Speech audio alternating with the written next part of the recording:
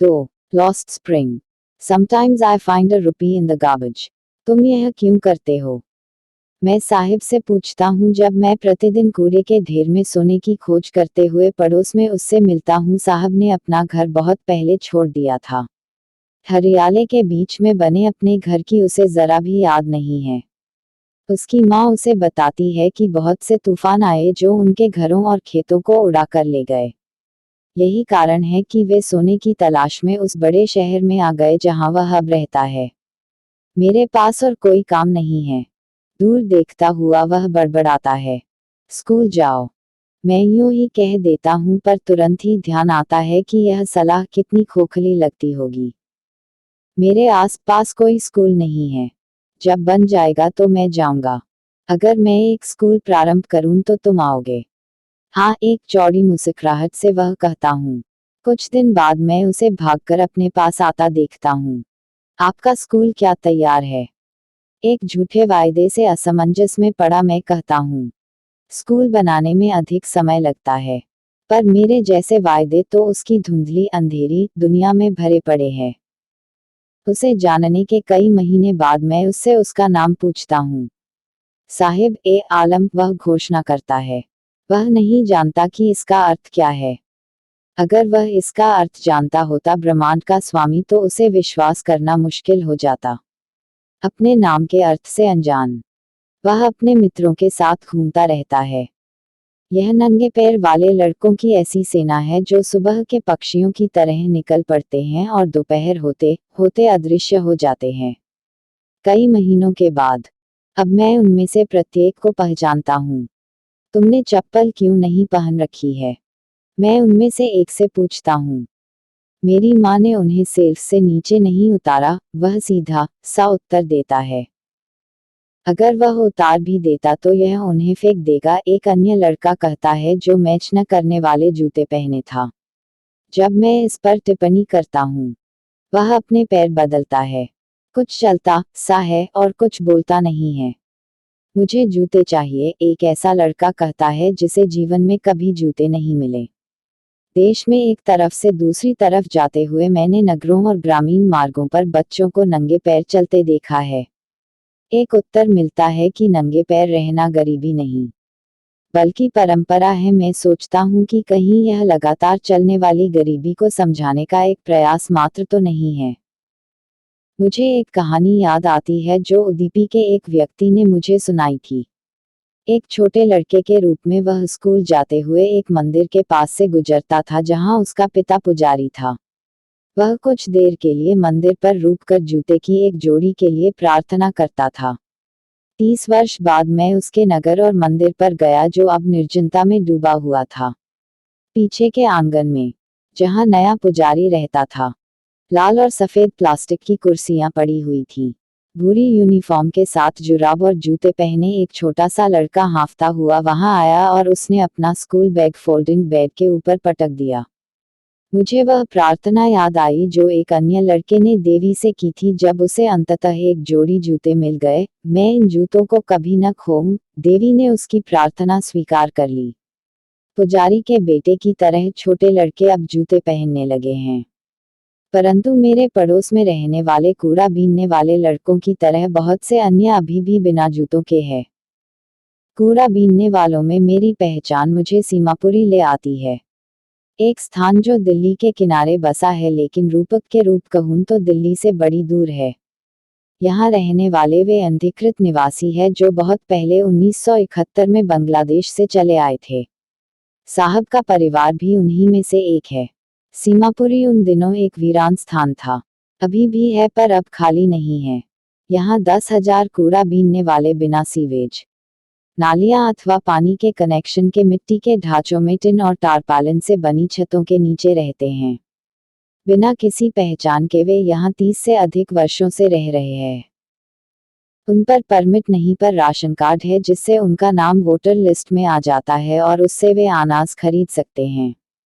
जिंदा रहने के लिए पहचान से अधिक भोजन की जरूरत होती है। अगर दिन ढलने पर हम अपने परिवार का खाना दे सकें और बिना पेट दर्द के सो सके तो उन खेतों के स्थान पर जिनसे कोई अनाज नहीं मिलता था, हम यहाँ रहना अधिक पसंद करेंगे। फटी साड़ियाँ पहने औरतों के समूह। यह बात तब मुझे बताता है जब मैं उनसे पूछता हूँ कि उन्होंने अपने हरे भरे खेतों और नदियों को क्यों छोड़ दिया। जहाँ भी उन्हें भोजन मिलता है वहाँ वे अपना टेंट गाड़ देते हैं, जो उनका अस्थायी घर बन जाता है। बच्चे वहाँ बड़े होते हैं और जीवन के हिस्सेदार बन जाते हैं, और सीमापुरी में जीवन का मतलब है कूड़ा बीनना। वर्षों के बीतने के साथ इसने एक सुंदर कला का रूप ले लिया है। कूड़ा उनके लिए सोना है। यह उनकी रोजी रोटी है। उनके सिर के ऊपर की छत है, फिर चाहे वह चूती हुई क्यों न हो। पर एक बालक के लिए यह और अधिक है। कभी कभी मुझे 1 रुपया मिल जाता है, 10 का नोट भी। साहिब कहता है। उसकी आंखों में चमक है। अगर आपको किसी कूड़े के ढेर में चांदी का सिक्का मिल जाए तो आप उसमें से छीनना कम नहीं कर दोगे, क्योंकि और पाने की आशा बनी रहती है। ऐसा लगता है कि बच्चों के लिए कूड़े का अर्थ वह नहीं है जो उनके माँ बाप के लिए है। बच्चों के लिए यह विस्मय से लिपटा है। बड़ों के लिए इसका अर्थ जीवन है। सर्दियों की एक सुबह पड़ोस के क्लब के बाड़ वाले गेट पर मैं साहिब को खड़ा देखता हूँ जब वह सफेद कपड़े पहने 2 युवकों को टेनिस खेलता देखता है। मुझे यह खेल पसंद है। बाड़े के पीछे खड़ा संतुष्टि से उसे खेल को देखता हुआ वह कहता है। जब कोई आस पास नहीं होता तब मैं अंदर चला जाता हूँ, वह स्वीकार करता है। चौकीदार मुझे झूला झूलने देता है। साहिब भी टेनिस के शू पहने हैं जो उसके रंग, उड़े निकर और कमीज के साथ अजीब लग रहे हैं। ये किसी ने मुझे दिए थे, स्पष्टीकरण के रूप में वह मुझे बताता है। यह बात कि वे जूते किसी रईस लड़के के फेंके हुए हैं जिसने शायद इसलिए उन्हें पहनने से इनकार कर दिया कि उनमें से में छेद है, उसे परेशान नहीं करती है। नंगे पैर घूमने वाले के लिए छेद वाले जूते भी किसी सपने के सच्चे होने के समान है। पर जिस खेल को वह इतने ध्यान से देख रहा है वह उसकी पहुंच के बाहर है। आज सुबह साहिब मिल्कबूत की तरफ जा रहा है। उसके हाथ में स्टील का एक जार है।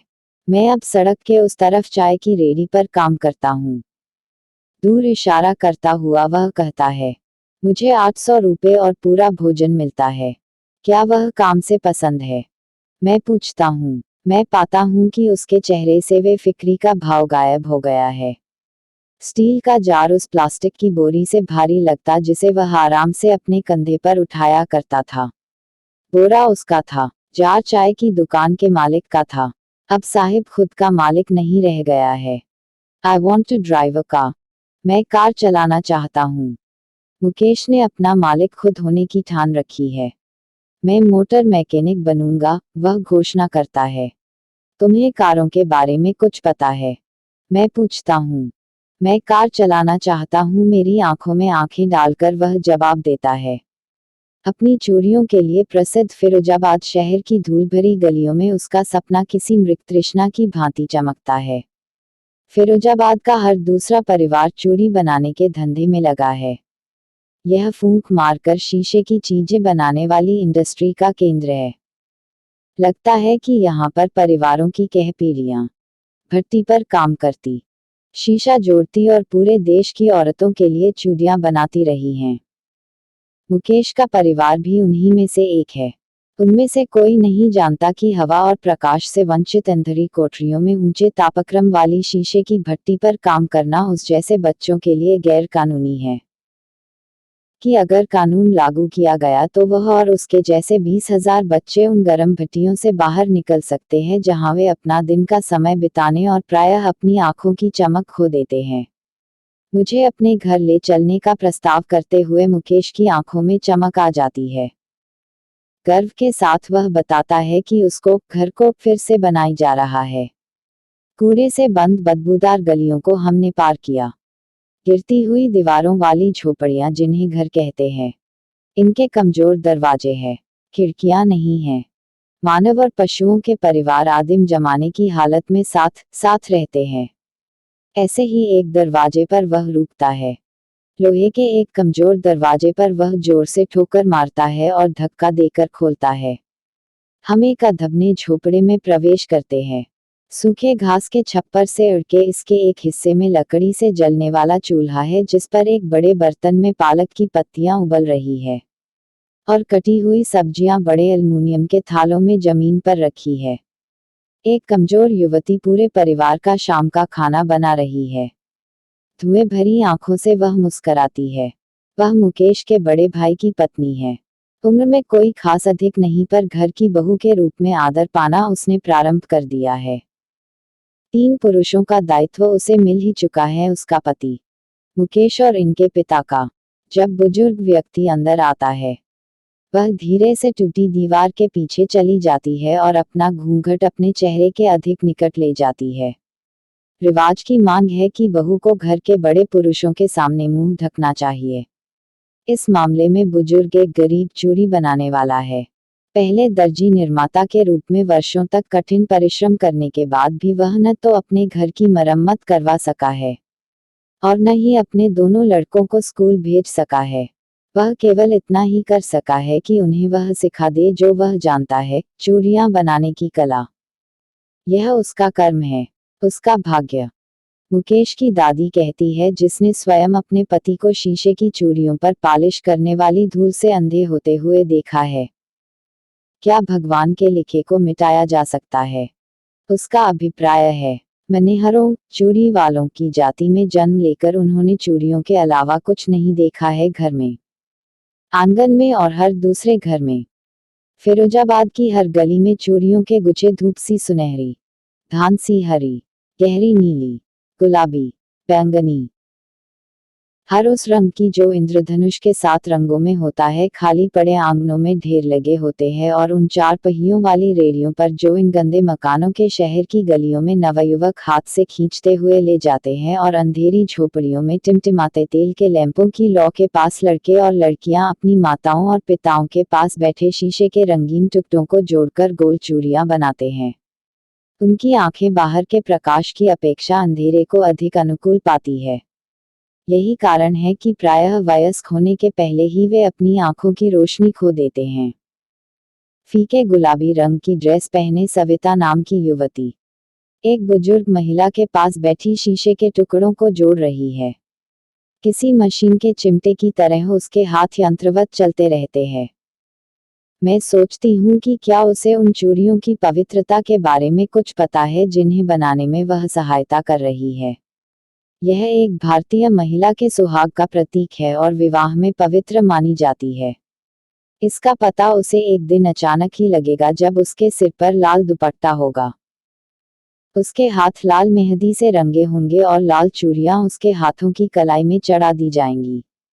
तब दुल्हन बन जाएगी, अपने पास बैठी उस बुजुर्ग महिला की तरह जो बहुत पहले दुल्हन बनी थी। चूड़ियां तो उसके हाथों में अब भी है पर आंखों में कोई रोशनी नहीं है। एक वक्त शेर भर खाना भी नहीं खाया। प्रसन्नता से वंचित आवाज में वह कहती है, उसने अपने पूरे जीवन में कभी भरपेट खाना नहीं खाया। यह है उसकी कमाई। लहराती हुई दाढ़ी वाला उसका बूढ़ा पति कहता है, मुझे चूड़ियों के अलावा कुछ नहीं पता। मैंने सिर्फ इतना किया है कि परिवार के रहने के लिए मकान बनवा लिया है। उसकी बात सुनकर लगता है कि उसने कुछ ऐसा पा लिया है जो बहुत से लोग अपने जीवन में नहीं पा पाते हैं। उसके सिर के ऊपर छत है। चूड़ी के धंधे को चलाने के अतिरिक्त किसी अन्य काम के लिए धन का न होना, पेट भर भोजन के भी न होने का रोना हर घर में सुनाई देता है। नवयुवक भी अपने बड़ों के रोने को दोहराते हैं। लगता है कि फिरोजाबाद में समय के साथ कुछ नहीं बदला है। मस्तिष्क को स्तब्ध कर देने वाले वर्षों के परिश्रम ने सारी नेतृत्व क्षमता और स्वप्न देखने की सामर्थ्य को मार दिया है। आप लोग मिलकर एक सहकारी संस्था क्यों नहीं बनाते? मैं नवयुवकों के एक ऐसे समूह से पूछता हूँ जो दलालों के बुरे चक्कर में फंस गया है, जिसने उनके पिताओं और पूर्वजों को भी फांस रखा था। अगर हम संगठित भी हो जाएं तब भी पुलिस हम ही को पकड़ेगी, पीटेगी और किसी गैर कानूनी काम को करने के नाम पर जेल में डाल देगी। वे कहते हैं, उनके बीच कोई नेता नहीं है, कोई ऐसा नहीं जो उन्हें चीजों को अलग ढंग से देखने में मदद है। उनके पिता भी उन्हीं के समान थके हुए हैं। वे एक वाइल में अंतहीन ऐसी बात करते जाते हैं जो गरीबी से घृणा से लालच और लालच से अन्याय की ओर ले जाती है। उनकी बात सुनकर मुझे दो भिन्न संसार दिखाई देते हैं, एक परिवार का जो गरीबी में फंसा और अपने जन्म की जाति के कलंक से दबा है, दूसरा साहूकारों, दलालों, सिपाहियों, कानून के रखवालों, सरकारी अफसरों और राजनीतिज्ञों का है। इन सब ने मिलकर बच्चे के ऊपर वह बोझ डाल दिया है जिसे वह उतार नहीं सकता है। कुछ चेतना जागने से पहले ही वह इसे अपने पिता की तरह स्वाभाविक रूप से स्वीकार कर लेता है। कुछ और करने का अर्थ होगा हिम्मत करना, और हिम्मत करना उसके लालन पालन का हिस्सा नहीं है। जब मैं मुकेश के अंदर इसकी एक चिंगारी देखता हूँ तो मैं खुश हो जाता हूँ। मैं एक मोटर मैकेनिक बनना चाहता हूँ, वह दोहराता है। वह गराज में जाएगा और सीखेगा, पर गराज तो उसके घर से बहुत दूर है। मैं पैदल चलूंगा, वह जिद करता है। क्या तुम जहाज उड़ाने का सपना भी रखते हो? वह अचानक चुप हो जाता है। नहीं। धरती की ओर देखता हुआ वह कहता है। उसकी इस छोटी सी बुदबुदाहट में एक असमंजस्य है जो अभी पश्चाताप में नहीं बदला है। वह उन कारों के सपनों से संतुष्ट है जिन्हें वह अपने शहर की गलियों में भागता देखता है। फिरोजाबाद के ऊपर जहाज बहुत कम उड़ते हैं। Thanks for watching this video.